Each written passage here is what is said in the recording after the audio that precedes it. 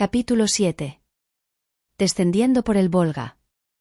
Poco antes del mediodía, la campana del vapor atraía al embarcadero a una gran cantidad de gente, ya que allí acudieron los que partían y los que hubieran querido partir. Las calderas del Cáucaso tenían la presión suficiente. Su chimenea dejaba escapar una ligera columna de humo, mientras que el extremo del tubo de escape y las tapaderas de las válvulas se coronaban de vapor blanco. No es necesario decir que la policía vigilaba la partida del Cáucaso y se mostraba implacable con aquellos viajeros que no reunían las condiciones exigidas para abandonar la ciudad. Numerosos cosacos iban y venían por el muelle, prestos para acudir en ayuda de los agentes, aunque no tuvieron necesidad de intervenir, ya que las cosas se desarrollaron sin incidentes. A la hora fijada sonó el último golpe de campana, se largaron amarras, las poderosas ruedas del vapor golpearon el agua con sus palas articuladas y el Cáucaso navegó entre las dos ciudades que constituyen Nizhny Nóvgorod. Miguel Strogoff y la joven livoniana habían tomado pasaje en el Cáucaso, embarcando sin ninguna dificultad. Ya se sabe que el Podorozhna librado a nombre de Nicolás Korpanov autorizaba a este negociante a hacerse acompañar durante su viaje a Siberia. Eran un hermano y una hermana los que viajaban bajo la garantía de la policía imperial. Ambos, sentados a popa, miraban alejarse la ciudad, tan agitada por el decreto del gobernador. Miguel Strogoff no había dicho ni una palabra a la joven y ella tampoco le había preguntado nada. Él esperaba a que hablase ella si lo creía conveniente. Ella tenía deseos de abandonar la ciudad en la que, sin la intervención de su providencial protector, hubiera quedado prisionera. No decía nada, pero su mirada reflejaba su agradecimiento. El Volga, el Aracha de los antiguos, está considerado como el río más caudaloso de toda Europa y su curso no es inferior a las 4.000 verstas, 4.300 kilómetros.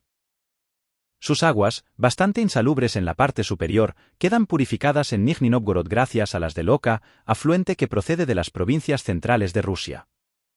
Se ha comparado justamente el conjunto de canales y ríos rusos a un árbol gigantesco cuyas ramas se extienden por todas las partes del imperio.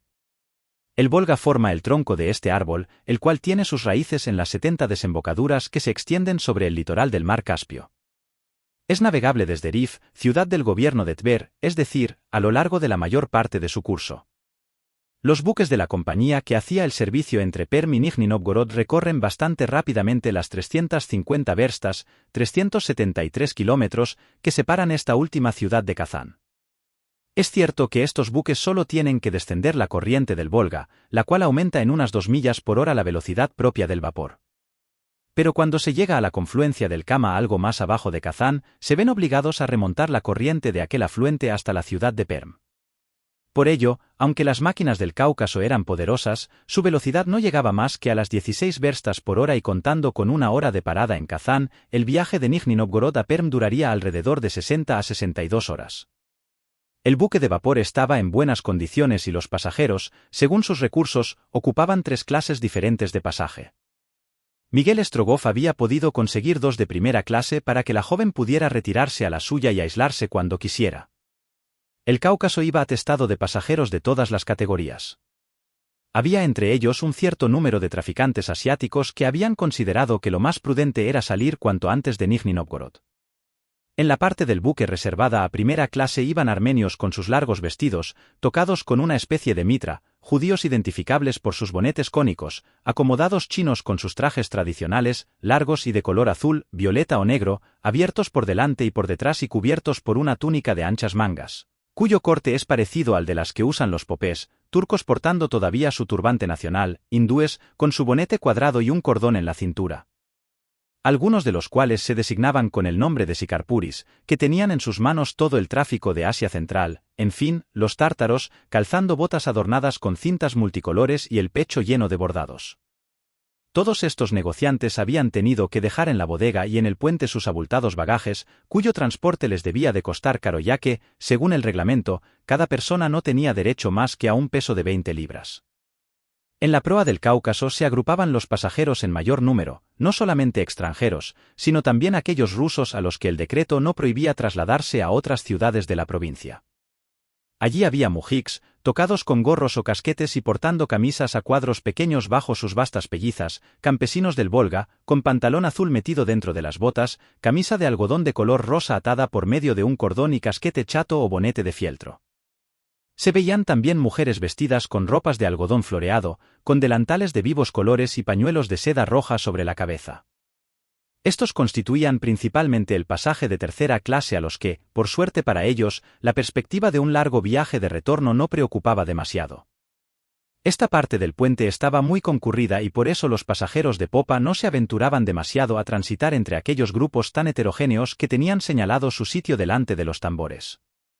Entretanto, el Cáucaso desfilaba a toda máquina entre las orillas del Volga, cruzándose con numerosos buques que los remolcadores arrastraban remontando la corriente del Volga y que transportaban toda clase de mercancías con destino a Nizhny Novgorod.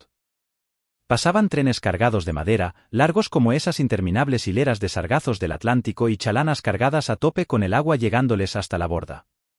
Todos ellos hacían un viaje inútil ya que la feria acababa de ser suspendida en sus comienzos. Las orillas del Volga, salpicadas por la estela del buque, coronábanse con numerosas bandadas de patos salvajes que huían lanzando gritos ensordecedores. Un poco más lejos, sobre aquellas secas llanuras bordeadas de alisos, sauces y tilos, se esparcían algunas vacas de color rojo oscuro, rebaños de ovejas de lana parda y piaras de cerdos blancos y negros. Algunos campos, sembrados de trigo y centeno, se extendían hasta los últimos planos de ribazos a medio cultivar pero que, en suma, no ofrecían ninguna particularidad digna de atención. En estos paisajes monótonos, el lápiz de un dibujante que hubiera buscado algún motivo pintoresco no habría encontrado nada digno de reproducir. 2 horas después de la partida del Cáucaso, la joven livoniana se dirigió a Miguel Strogoff, diciéndole: «¿Tú vas a Irkutsk, hermano?» «Sí, hermana», respondió el joven. «Llevamos la misma ruta y, por tanto, por donde yo pase, pasarás tú. Mañana, hermano, sabrás por qué he dejado las orillas del Báltico para ir más allá de los Urales». «No te pregunto nada, hermana». «Lo sabrás todo», respondió la joven, cuyos labios esbozaron una triste sonrisa. Una hermana no debe ocultar nada a su hermano. «Pero hoy no podría. La fatiga y la desesperación me tienen destrozada». «¿Quieres descansar en tu camarote?», preguntó Miguel Strogoff. «Sí, hasta mañana, ven, pues». Dudaba en terminar la frase, como si hubiera querido acabarla con el nombre de su compañera, el cual ignoraba todavía. «Nadia», le dijo la muchacha tendiéndole la mano. «Ven, Nadia», respondió Miguel Strogoff, y dispón con entera libertad de tu hermano Nicolás Korpanov. Y la condujo al camarote que había reservado para ella, situado en el salón de popa. Miguel Strogoff volvió al puente, ávido de noticias que pudieran modificar su itinerario y se mezcló entre los grupos de pasajeros, escuchando pero sin tomar parte en las conversaciones. Aparte de que si el azar quería que alguien le preguntase y se viera en la obligación de responder, se identificaría como el comerciante Nicolás Korpanov, al que el Cáucaso llevaba en viaje de vuelta a la frontera, porque no quería que nadie sospechase que tenía un permiso especial para viajar por Siberia. Los extranjeros que el vapor transportaba no podían, evidentemente, hablar de los acontecimientos del día, del decreto y sus consecuencias, porque aquellos pobres diablos, apenas recuperados de las fatigas de un viaje a través de Asia Central, no osaban exteriorizar de ninguna manera su cólera y su desespero. Un miedo con mezcla de respeto los enmudecía. Además, era probable que hubieran embarcado secretamente en el Cáucaso inspectores de policía encargados de vigilar a los pasajeros, y por tanto, más valía contener la lengua. La expulsión, después de todo, siempre era mejor que el confinamiento en una fortaleza. Así pues, entre aquellos grupos, o se guardaba silencio, o se hablaba con tanta prudencia que no se podía sacar de ellos nada provechoso. Pero si Miguel Strogoff no tenía nada que aprender en aquel sitio ya que, como no lo conocían, hasta algunas bocas se cerraban al verle pasar, sus oídos recibieron los ecos de una voz poco preocupada de ser o no ser oída. El hombre que tan alegremente se expresaba hablaba en ruso, pero con acento extranjero, y su interlocutor le respondía en la misma lengua, pero notándose claramente que tampoco era su propio idioma. «¿Cómo?», decía el primero. «¿Usted, en este barco, mi querido colega? ¿Usted, a quién vi en la fiesta imperial en Moscú y solo entreví en Nizhny Novgorod?» «Yo mismo», respondió secamente el segundo personaje. «Pues bien, francamente, no esperaba verme seguido por usted tan pronto ni tan de cerca». «Yo no le sigo a usted, señor, le precedo». «¿Me precede?» «Me precede». Digamos que marchamos paralelamente, llevando el mismo paso, como soldados en una parada militar y que, si usted quiere podemos convenir, provisionalmente al menos, que ninguno de los dos adelantará al otro. Todo lo contrario. Pasaré delante de usted. Eso lo veremos allá, cuando estemos en el escenario de la guerra, pero hasta entonces, ¿qué diablos? Seamos amigos de ruta. Más tarde tendremos muchas ocasiones de ser rivales. Enemigos. Sí, enemigos. Tiene usted, querido colega, tal precisión al hablar que me es particularmente agradable. Con usted sabe, al menos, a qué atenerse uno. ¿Hay algo de malo en ello? Nada hay de malo. Pero a mi vez, le quiero pedir permiso para precisar nuestra recíproca situación. Precise. Usted va a Perm, como yo. Como usted. Y probablemente, desde Perm se dirigirá a Ekaterimburgo, ya que esta es la mejor ruta y la más segura para franquear los montes Urales. Probablemente. Una vez traspasada la frontera, estaremos en Siberia, es decir, en plena invasión. Estaremos. Pues bien, entonces y solamente entonces será el momento de decir, cada uno para sí y Dios para mí. Dios solo para usted. Muy bien. Pero ya que tenemos a la vista unos 8 días neutros y como no lloverán noticias durante el viaje, seamos amigos hasta el momento de convertirnos en rivales. Enemigos. Sí. Justamente enemigos. Pero hasta entonces, pongámonos de acuerdo y no nos devoremos mutuamente. Yo le prometo guardar para mí todo lo que pueda ver, y yo todo lo que pueda oír. ¿Está dicho? Dicho está. Hela aquí. Y la mano del primer interlocutor, es decir, 5 dedos ampliamente abiertos, estrecharon vigorosamente los 2 dedos que flemáticamente le tendió el segundo. A propósito, dijo el primero, esta mañana he podido telegrafiar a mi prima hasta el texto del decreto, después de las 10:17. Y yo lo he mandado a mi Daily Telegraph después de las 10:13. Bravo, señor Blunt. Muy bien, señor Yoliva. Me tomaré la revancha. Será difícil. Lo intentaré, al menos. Diciendo esto, el corresponsal francés saludó familiarmente al corresponsal inglés, el cual, inclinando la cabeza, le devolvió el saludo con toda su ritual seriedad británica. A estos 2 cazadores de noticias, el decreto del gobernador no les afectaba, ya que no eran ni rusos ni extranjeros de origen asiático. Si habían dejado Nizhny Novgorod, continuando adelante, era porque les impulsaba el mismo instinto, de ahí que hubieran tomado idéntico medio de locomoción y siguieran la misma ruta hasta las estepas siberianas. Compañeros de viaje, amigos o enemigos, tenían por delante 8 días antes de que se levantase la veda y entonces, que ganara el más hábil. Al-Cid Yoliva había hecho los primeros avances, aunque a regañadientes, Harry Blunt los había aceptado. Sea como fuere, aquel día el francés, siempre abierto y algo locuaz, y el inglés, siempre cerrado, comieron juntos en la misma mesa y bebieron un Klikwat auténtico a 6 rublos la botella, generosamente elaborado con la savia fresca de los abedules de las cercanías. Miguel Strogoff, al oír hablar de esta forma Al-Cid Yoliva y Harry Blunt, pensó, he aquí 2 curiosos e indiscretos personajes a los que probablemente volveré a encontrar por el camino. Me parece prudente mantenerlos a distancia. La joven livoniana no fue a comer.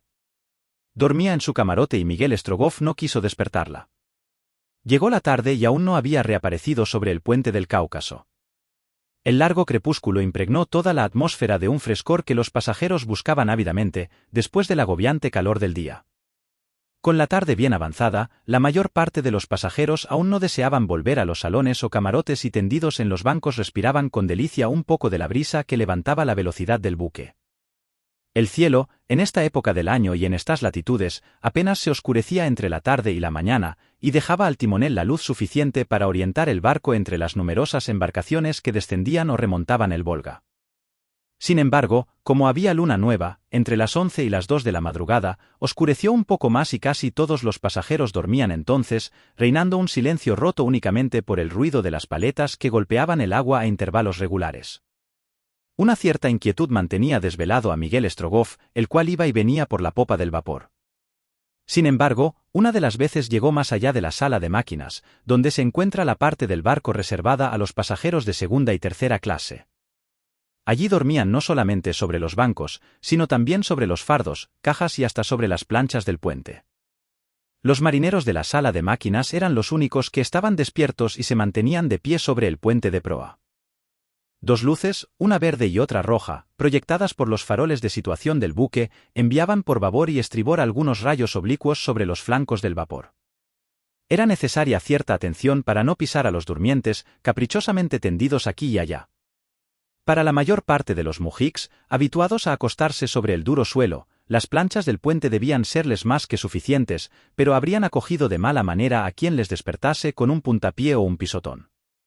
Miguel Strogoff, pues, ponía toda su atención en no molestar a nadie. Mientras iba hacia el otro extremo del buque, no tenía otra idea que la de combatir el sueño con un paseo un poco más largo. Había llegado ya a la parte anterior del puente y subía por la escalerilla del puente de proa, cuando oyó voces cerca de él que le hicieron detenerse. Las voces parecían venir de un grupo de pasajeros que estaban envueltos en mantas y chales, por lo que era imposible reconocerlos en la sombra, pero a veces ocurría que la chimenea del vapor, en medio de las volutas de humo, se empenachaba de llamas rojizas cuyas chispas parecían correr entre el grupo, como si millares de lentejuelas quedaran súbitamente alumbradas por un rayo de luz. Miguel Strogoff iba a continuar cuando distinguió más claramente algunas palabras, pronunciadas en aquella extraña lengua que había oído la noche anterior en el campo de la feria. Instintivamente pensó escuchar, protegido por la sombra del puente que le impedía ser descubierto. Pero era imposible que pudiera distinguir a los pasajeros que sostenían la conversación. Por tanto, se dispuso a aguzar el oído.